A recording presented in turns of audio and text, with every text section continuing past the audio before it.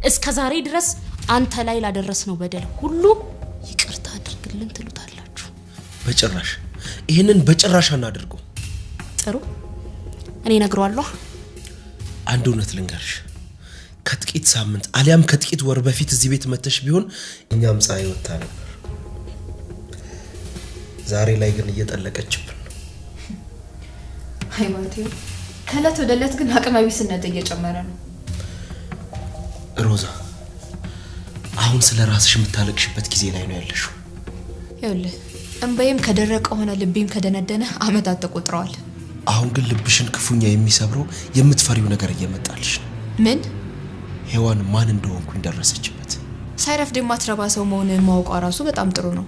ይኸውልህ ባንቴሮ በጊዜ ሂደት አንተ አላስፈላጊና ምንም የማትረባ ሰው መሆንን ሁሉም ሰው ያውቃል። የዛኔ ግን ለአንተ የማደርገው ነገር በሙሉ ያበቃል። ቆይ ግን እኔን ለመስማት ለምንድን ነው የማትሞክሪው? የሰማው እኮ ነው። ግን በዛው ምን ያህል ሰዎች ተስፋ እንደቆረጡብህ ነው ልነግርህ የሞከርኩት። ሔዋን የኔና ያንቺን ግንኙነት ደርሳበታለች። ምን? ቆይ ግን እንዴት አስችሏችሁ ነው ከዴፍ ጀርባ በዚህ ልክ የምታሴሩበት ብላ በጣም ናቀችን። ቆይ ምንድነው የምትለው? ሮዛ ምንም አይነት ነገር ዘላለም ተዳፍኖ እንደማይቀር ታውቂያለሽ አይደል? እሺ ቆይ ምንድነው የሚሻለን? የመጣው ይምጣ። እውነቱን ሳንፈራ መናገርና የሚመጣውን አሜን ብለን መቀበል። መቀበል? በሽተኛ እኮ ነው ባንቴሮ። እኔና ዴቭ አንገታችንን ብናዞርብህ ቆይ አንተ ምንድነው የምትሆነው? ምንም ነገር ልሁን ደንታ የለኝም። ጭንቅላቴ ላይ ያቃጨለብኝ ነው። ውስጤ የሚሰማኝን ጸጸት ማስቆም አለብኝ። ስለዚህ ምንም ነገር ይፈጠር እናገራለሁ። እብድ ነህ? በዚህ ከቀጠልኩኝ አብዳለሁ። ይኸውልህ ራስን ችለህ ማበድ ትችላለህ። እኔን ይዘህ ግን መሆን የለበትም። አንቺ ወይም እኔ ስለ ግንኙነታችን ካልነገር ነው። ሰላም ጤና ይስጥልኝ ውድ የቻናሌ ቤተሰቦች እንዴት ናችሁልኝ? እንኳን ወደ ሰብሌቱ በሰላም መጣችሁ። ትንሿ ሙሽራ የሉሊት ድራማ በክፍል 23 ላይ እንግዲህ የዴቭ የድሮ ፍቅረኛ ሰላም ከውጭ መታለች። በዛም የተነሳ ሮዛ የቀድሞ ሚስጥሬ ይወጣብኛል ብላ እሷ በፍርሃት ውስጥ ነው ያለችው።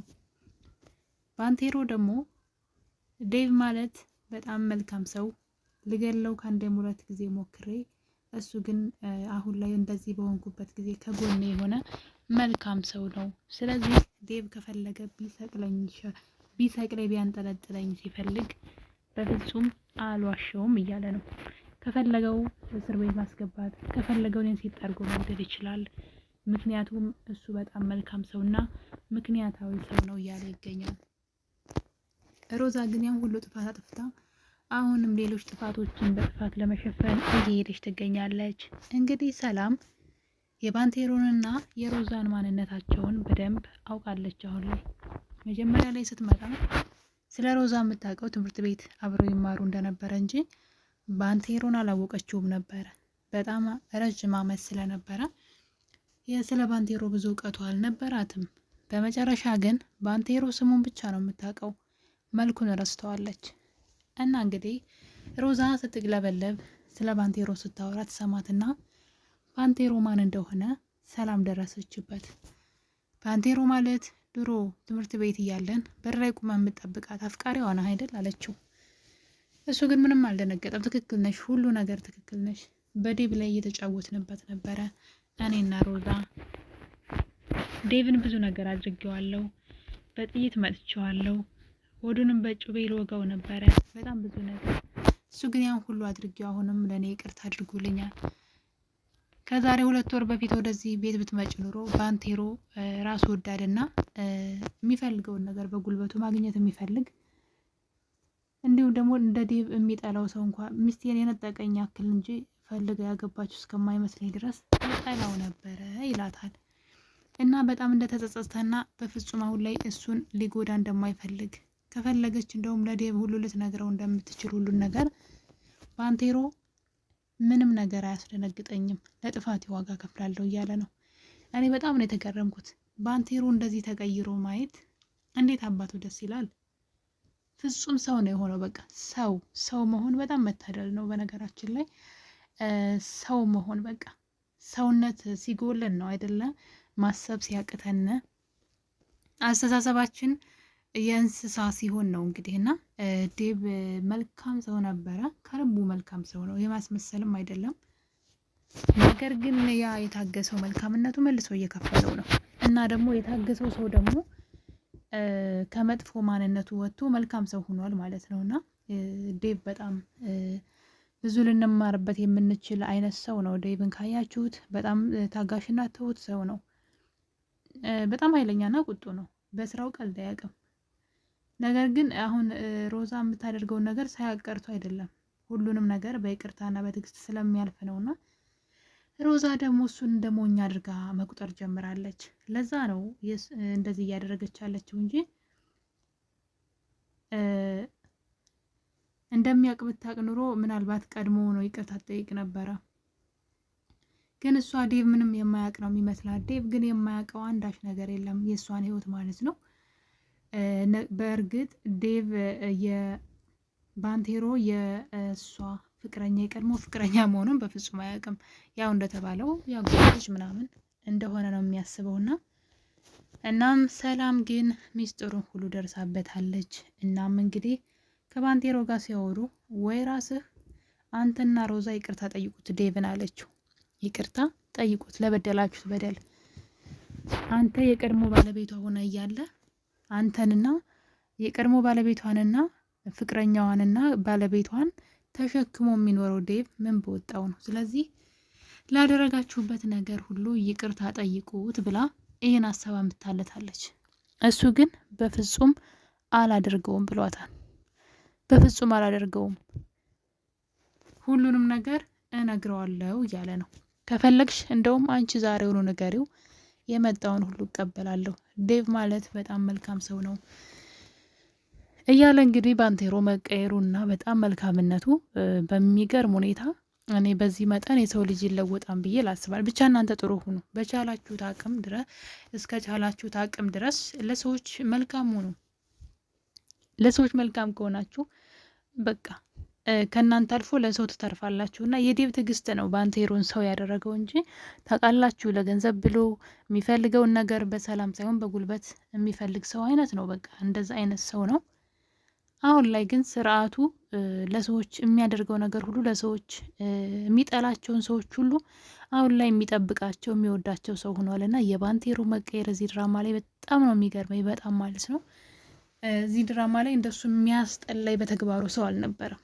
የሚያስጠላይ በተግባሩና ሰው ስንሆን ሁሉ ነገራችን ነው የሚያምረው፣ ሁሉ ነገራችን። እና የባንቴሮ በቃ ሰው መሆን በጣም ያስገርመኛል። ሉሊትም የዚህ እንትን አለባት፣ እጁ አለበት እሱ እንደዚህ ጥሩ ሰው እንዲሆን ማለት ነው። በድሎኛል እንደዚህ አድርጎኛል ሳትል እሱን በእንደዛ መከራ ውስጥ በሆነ ሰዓት እንዴት ትንከባከበው እንደነበር ሮዛ ተጸይፋው እንደዛ ስታንቋሽሸው፣ ሉሊት ግን ካጠገቡ ሳትለይ እግሩን እያሸች ውጭ እያወጣች ብቻ በቃ እሷ ነበረች ስትጎትተው የነበረው ብቻዋን ምግብ እየሰራች። ሮዛ ግን ልትገለው ሁላ ነበረ። ሚስጥሬን ይዞ በቃ በዚሁ ይሙት ብላ ልትገለው እንግዲህ ያቺ የድሮ ሚስቱ የነበረች ሴት ልትገለው ነበርና አሁን ላይ ግን የሮዛም የባንቴሮ ሚስጥር ሊወጣ ነው። ባንቴሮ ለጉዳዩ ብዙ ቦታ አልሰጠውም ብሏል። የፈለገውን ነገር ያድርግብኝ ዴቭ ብሏል። ሮዛ ግን እንደዛ አላለችም። ሮዛ ሌላ ጥፋት ማጥፋት ትፈልጋለች። አሁንም ሌላ ተንኮል እያቀደች ትገኛለች።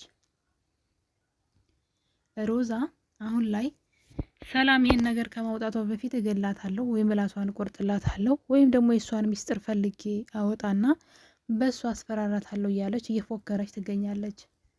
ባንቴሮ ደግሞ ይሄ ነገር እንደማያዋጣትና ይልቅ እውነታውን ተጋፈጪ፣ ለባልሽ እውነቱን ተናገሪ ቢላትም እሷ ግን በፍጹም አልነግረውም፣ ሌላ ጥፋትን በጥፋት እሸፍናለሁ እያለች እንግዲህ ክፋቷን ቀጥላበታለች። ሮዛ ለዚህ ነገር ሁሉ የበቃችሁ በራሷ ክፋት ነው። በነገራችን ላይ ምንም ማንም ሰው ነክቷት አይደለም። በጣም ብዙ መከራዎች ሰዎች ላይ ስታደርግ ነበር። በተለይ ሉሊት ላይ ያደረሰችው ችግር የሉሊት የዋህነቷ መልካምነቷ ስላዳናት ነው እንጂ በጣም ብዙ ነገሮችን አድርጋለች። ዴቭ ይህን ሁሉ ታሪኳን አያውቅም። ይህን ሁሉ ያደረገችውን የገዛ ቤት ቁጭ ብላ ስራውን ህይወቱን ያበላሸችውን ሴት አያውቅም። ስራውን ሁሉ ነው ገብታ የምታበላሸው። በነገራችን ላይ ጭራሽ ደግሞ እንግዲህ ሉሊት እዛ አዲስ የተቀጠረችበት የውጭ ድርጅት ውስጥ ማለት ነው ዳታዎች እንድትሰራ ሰጥተዋት ነበረ፣ የቤት ስራ ማለት ነው። እና እሱን ሁሉ ሰርታ ሉሊት በደስታ ኮምፒውተሯ ውስጥ አስቀምጣ ነበረ። ሮዛ ግን የተሰራ ስታያት ስለነበረ ያንን ስራዋን ለማበላሸት ፎርማት እንዳለ ድሌት አድርጋባታለች። ገብታ አበላሽታበታለች ስራዋን። ሉሊት ደግሞ ሰርቼ ጨርሻለሁ ብላ ላፕቶፑን ዘግታ አስቀምጣለች። እናም ስትመለስ ግን ላፕቶፑ በድንገት ክፍት ሆኖ ስታገኘው እንዴት ማን ሊከፍተው ቻለ ብላ ተገርማ ዝም ብላ መልሳ ሳታየው ዝም ብላ ተኝታለች። ነገር ግን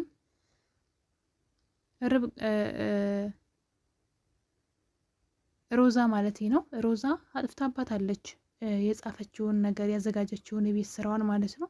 ምናልባት ደግማቸው ካድርገው ካልሰራች በስተቀር ሮዛ እንዳጠፋችባት ነው ያየ ነው።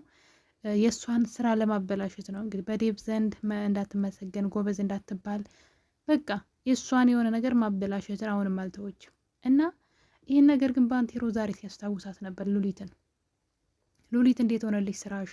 የተሰጠሽን የቤት ስራ ሰራሽ ሲላት አዎ ሰርቼ አዘጋጅቼ አስቀምጫለሁ እያለችው ነበር። እሷ ድጋሜ ቼክ ካላደረገችው ሉሊት ስራዋ ይበላሻል ማለት ነው። ለዚህ ሁሉ እንግዲህ ተንኮለኛዋ ማናት? ሮዛ ናት። በዚህ መጠን ተንኮልን ነው በቃ ስትሰራ ስታስብ ራሷን መስራት ስለማትችል በሰዎች ስለምትቀና ነው እንግዲህ አሁን ደግሞ ሰላም መታላታለች። ሰላም ሚስጥራቸውን ሁሉ አውጥታ ከዛ ቤት እንደምታባረራት እርግጠኛ ነኝ። ሰላም እና ዴቭ ደግሞ በጣም ነው የሚዋደዱት። ከሮዛ በላይ ሰላምን ዴቭ ይወዳታል። ነገር ግን አሁን ባለትዳር ስለሆነ ግራ ገብቶታል። ሰላም ደግሞ እኔ ካላንተ መኖር አልችልም፣ እኔ እናንተ እኮ እንዋደዳለን፣ አብረን ወደ ቀድሞአችን እንመለስ እያለችው ነው። በዛ ላይ ደግሞ ሰላም የሮዛንና የባንቴሮን ሚስጥር ልታወጣባቸው ነው። ይህን ነገር እንግዲህ እንድትናገር ራሷ ሮዛ ሰላም እድሉን ከፍታላታለች። ሮዛ ይህን ሚስጥሯን ትናገር ይሆን ወይስ ምን ልታደርግ ትችላለች? በቀጣይ በክፍል 24 ላይ የምናይ ይሆናል። ስለነበረን ቆይታ ሁላችሁንም አመሰግናለሁ። ቸር ቆዩልኝ።